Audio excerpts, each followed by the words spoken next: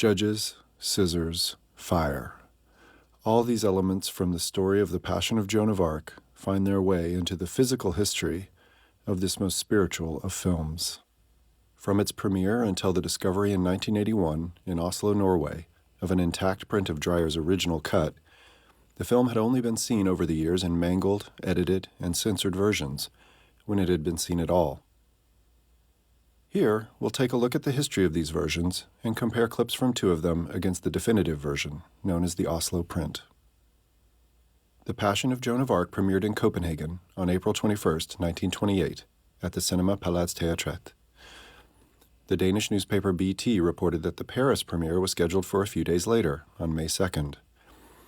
However, the official Paris premiere did not take place until October 25th, delayed by a French nationalist campaign against the film. They did not believe that a foreign director, and a non-Catholic at that, should be trusted with the myth of Joan of Arc. Jean-Joseph Frappé was the screenwriter of a competing film, 1929's La Vie Merveilleuse de Jeanne d'Arc, which had a more heroic outlook on Joan's life. He wrote in January 1927 of Dreyer and of rumors that Lillian Gish was to play Joan, "Whatever the talent of the director, and he has it, he cannot give us a Joan in the true French tradition. And the American star cannot be our Joan, wholesome, lively, shining with purity, faith, courage, and patriotism. To let this be made in France would be a scandalous abdication of responsibility." In between the April and October premieres, Dreyer showed his film to representatives of the Catholic Church in the library of Notre Dame. There is reason to believe that they demanded changes as a result. As Caspar Toubier notes elsewhere in this edition, the sheet music for the score played at the Paris premiere indicates that the scene where the judges try to blackmail Joan into signing her confession by withholding the sacrament was cut from that version. It exists in full in the Oslo print. But French audiences were not to see Dreyer's film, censored or otherwise, for much longer. On December 6, 1928, a fire consumed the labs of the UFA studio in Berlin, where cinematographer Rudolf Maté had developed the film. The original negative was destroyed, leaving only a few already worn copies in distribution. Dreyer was completely devastated, his film seemingly lost forever to disaster. However, there was a solution, if an imperfect one. Famous throughout his career for requiring actors to rework even the briefest moment, Dreyer was able to create an entirely new version from alternate takes, thankfully stored elsewhere. Using a release print for comparison, Dreyer and editor Marguerite Bourget created a new negative which matched the original almost shot for shot. Many could not tell the difference, though a disappointed Dreyer could. Notice here, for instance, that the skull does not land upright when it falls in the alternate take, as it does in Dreyer's first choice shot. Differences aside, the end result appeared to be the same. The second negative was thought lost to another fire, this time at the labs of GM de Boulogne-Billancourt in 1929. As the 30s and 40s passed, prints from the first negative became rarer and rarer, those from the second slightly less so. There was no stopping the physical loss of one of the great classics of silent film. 2 decades later, the film would be resurrected, only to be re-edited. In 1951, the French film historian Lo Duca discovered, in the vaults of Gaumont Studios, an intact negative in wonderful condition. It was almost certainly Dreyer's second version, apparently not lost in that second fire.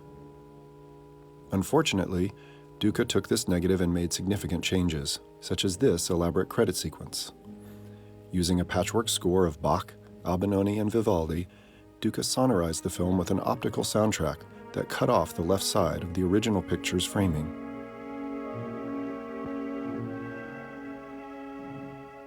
Notice that the opening intertitles are gone, replaced by a completely new voiceover.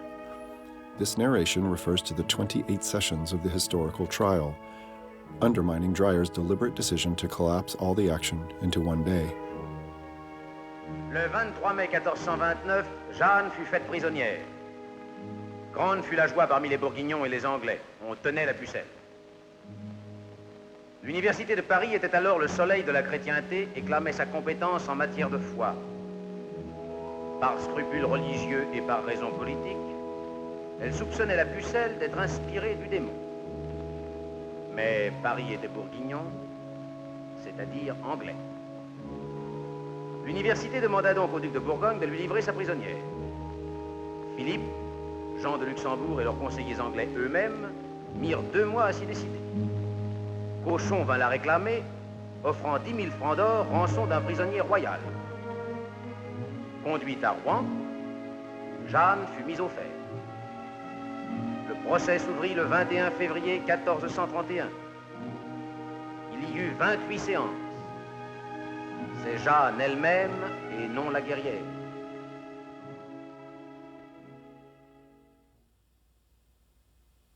Here is a side-by-side comparison between the opening shots of the Lo Duca version and the Oslo print.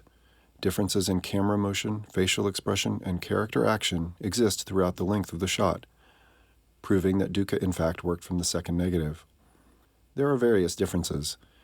The scribe enters at a different angle, the English soldier does not wipe the seat of the stool with his sleeve, and Cochon, in his first shot, strokes his chin.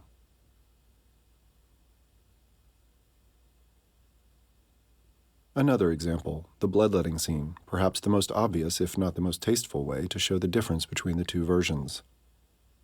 As scholar Caspar Tubier mentions in his commentary in this edition, a real arm provides real blood in this shot, though it belongs to an extra and not to Falconetti.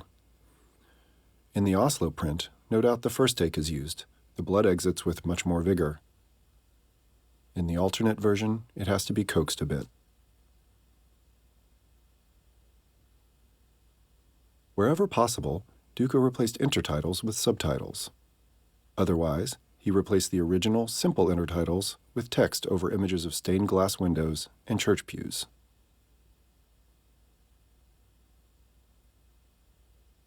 The negative itself was lost, but Lo Duca's version was shown for years, despite Dreyer's vociferous objection. Dreyer wrote a letter to Gaumont in 1956 that ended with this paragraph. The editor has tried to make the film more accessible to the general public by appealing to the public's bad taste. Since you appreciate art films, it would indeed be a worthy act on your part to make a copy of the silent version with the intertitles on a simple black background, as I did in the original. An old film classic is a museum piece that should be restored to its original form. In my opinion, to modernize such a film is an absurdity. In the 1960s, Arne Krogh of the Danish Film Institute attempted to fulfill Dreyer's request. He put together a sort of best-guess version from all existing prints. His primary source material seems to have been a version of the second negative, perhaps one from Holland. Another source was a print held at the National Film Archive in London, which, while missing over 190 shots and a dozen intertitles, according to film scholar Tony Pippolo, does inexplicably contain shots found in no other version, such as these establishing shots. The presence of establishing shots in an otherwise incomplete print remains a mystery, although we now know that they did not appear in Dreyer's final cut. Scholars such as David Bordwell have used the existence of these outtakes to highlight the aesthetic choices that Dreyer made. Establishing shots were filmed, but Dreyer chose to remain with repeated close-ups. Finally, in 1981, while cleaning out a closet in the Dikemark Sykehus, a mental institution just outside Oslo, Norway, a workman found several film canisters. These were sent to the Norwegian Film Institute, who stored them for 3 years without review. When they were opened, the canisters revealed not just the print of The Passion of Joan of Arc, but also that it was stamped with the Danish censor's approval and the date, 1928. This stamp was a formality and did not indicate that changes had been made. It is well documented that uncensored copies were exported to Copenhagen and that the Danish censor required no changes to the film. But how did such a precious copy of one of the great classics of early cinema end up in such a place? Maurice Druzy, who translated the Danish intertitles into the French titles found in this edition, guesses that the medical director of the Institute, Harold Arneson, was simply interested.